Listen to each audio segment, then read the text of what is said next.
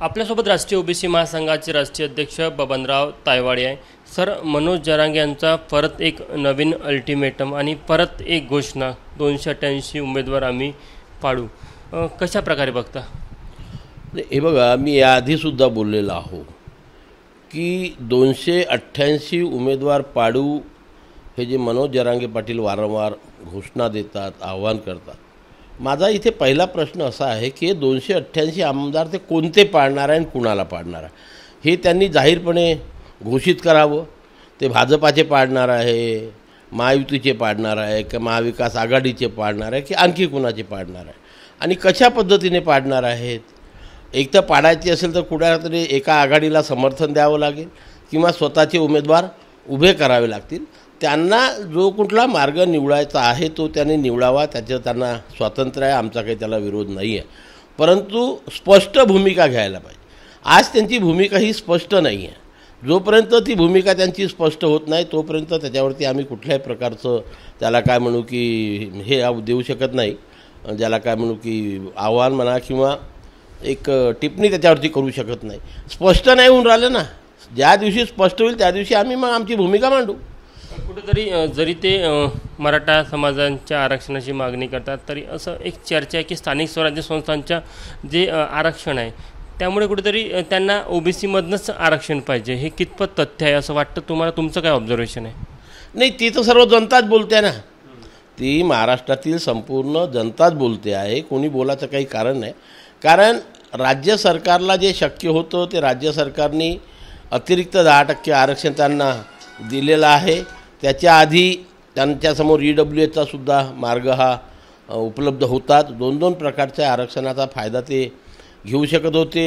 10% अतिरिक्त आरक्षण मिळाल्यामुळे EWSचं आरक्षण रद्द झालेलं, आता त्यांच्याकडे अतिरिक्त, परंतु याच्यामध्ये त्यांची जी राजकीय आरक्षणाची जर इच्छाशक्ती असेल की राजकीय आरक्षण आम्हाला मिळायला पाहिजे, ते मात्र त्याच्यातनं त्यांना मिळू शकत नाही।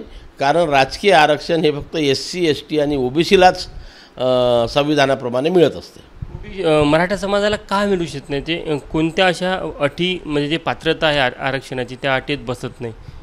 त्यांनी सर्वे झाला आहे राज्य मागासवर्गीय आयोगाने, यापूर्वी वारंवार सर्वे केलेला आहे राज्य सरकारच्या निर्देशानुसार, आणि राज्य मागासवर्गीय आयोगानेच सांगितलेलं आहे की गायकवाड आयोग असो किंवा आताचा जो आयोग होता, या सर्वांनी सांगितलं की ओबीसीतनं आरक्षण जरी त्यांचं मागासलेपणा होत असला तरी त्यांना ओबीसीतनं आरक्षण देता येणार नाही। यांना स्वतंत्र आरक्षण कायद्याच्या चौकटीमध्ये, संविधानाच्या चौकटीमध्ये देण्यात यावं आणि सरकारने तशा प्रकारचं ते आरक्षण दिलेलं आहे। त्यांना राजकीय आरक्षण पाहिजे, तर मग ते स्वतंत्र आरक्षण देता येईल का किंवा त्यासाठी काय पर्याय आहे? नाही, देताच येणार नाही।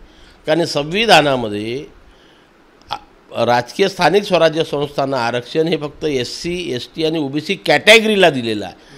त्या कॅटेगरीमध्ये ज्या व्यक्तीचा समावेश होत असेल तीच व्यक्ती स्थानिक स्वराज्य संस्थेमध्ये SC ST किंवा OBC या कॅटेगरीमधून निवडणूक लढवू शकतो।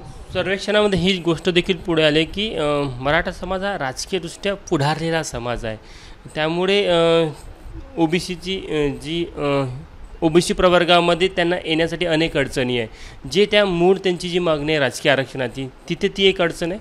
नाही, ती अडचण नाही आहे, ती अडचण नाही आहे। त्यांना जर राजकीय आरक्षण घ्यायचं असेल तर त्यांना OBC कॅटेगरीमध्ये यावं लागेल। कारण संविधानानुसार स्थानिक स्वराज्य संस्थेमध्ये आरक्षण फक्त 3च कॅटेगरीला, SC ST आणि OBC, स्वतंत्र आरक्षण दुसऱ्याला देता येत नाही आणि ते राज्य सरकारच्या हातामध्येही नाही आहे, ते केंद्र सरकारची तरतूद आहे। आणि त्याच्यामुळे ते OBC कॅटेगरीमध्ये जोपर्यंत त्यांचा समावेश होत नाही त्यांना राजकीय आरक्षणाचा फायदा मिळू शकत नाही। मनोज जरांगेंनी काल देवेंद्र फडणवीसांवर आरोप केला की कुठेतरी देवेंद्र फडणवीस यांनाच मराठा समाजाच्या आरक्षणाचा विरोध आहे। तुम्हाला काय वाटतं, कितपत तथ्य आहे त्यांच्या या दाव्यात? नाही, मी त्यांच्या या मताशी सहमत नाही।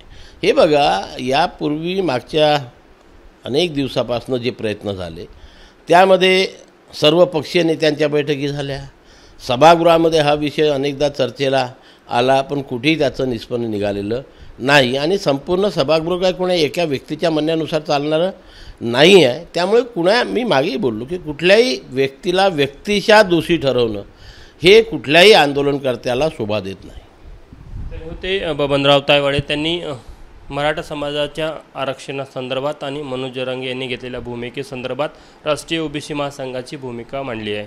कॅमेरामॅन व्यंकटेश नायडूसह तुषार कोहळे, ABP माझा नागपूर. ABP माझा, उघडा डोळे बघा नीट.